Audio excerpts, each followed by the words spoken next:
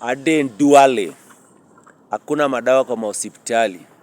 Madaktari hawataki kufanya kazi kwa sababu hawalipwi.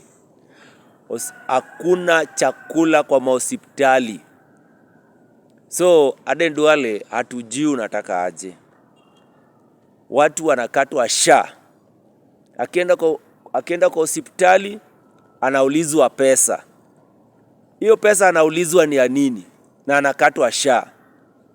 So Wakenya, kama hii pesa ya SHA inafanya kazi nyingine, inafaa tuambiwe na serikali, hii pesa sio ya matibabu, hii pesa ni ya kujenga barabara, hii pesa ni ya kuiba. Watu waambie, watu waache kukatwa SHA. Na huyu jinga wanatufanyia, wanatukata SHA, watu wanaiba SHA, hatutaruhusu. So huu mwaka ni kama hii mwaka ni ya maandamano kutoka Januari mpaka Disemba.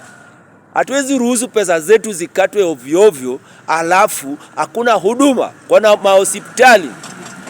So Aden Duale, tunakwambia ya kwamba kama kazi imekushinda kwa sababu wewe hujasomea lolote kuhusu medicine, kuhusu health. Sasa wewe kama kazi imekushinda, please achana hiyo kazi, mwachie mtu mwingine mwenye anaweza endesha hiyo idara ya health. Na kama hutaki, sisi kama Wakenya tutakutoa hapo kwa lazima. Na William Samoei Ruto, wacha nikwambie kitu kimoja. Hakuna vile mshahara ya wafanyakazi inakatwa ovyo ovyo na hawaelewi pesa zao zinaenda wapi.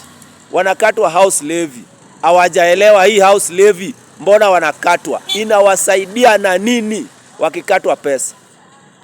Hii SHA, hii deduction ya SHA, hawaelewi hii pesa inaenda wapi. Wakenya hawaelewi. Wakenya wengine wanajinyima, wanafanya kazi za mjengo, wanafanya kazi za bodaboda.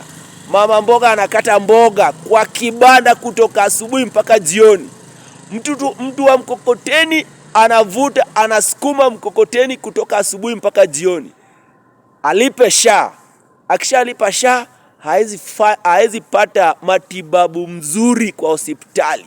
So this time round, enough is enough. Huu mwaka lazima tubadilishe hizi idara zote, ndio Wakenya wapate huduma mzuri.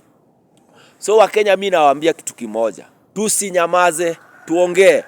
Alafu William Samoei Ruto, huu mwaka ni ya maandamano kutoka Januari mpaka Disemba, mpaka tupate mabadiliko hapa Kenya, kwa sababu Wakenya pesa zao hawezi tumika ovyo ovyo.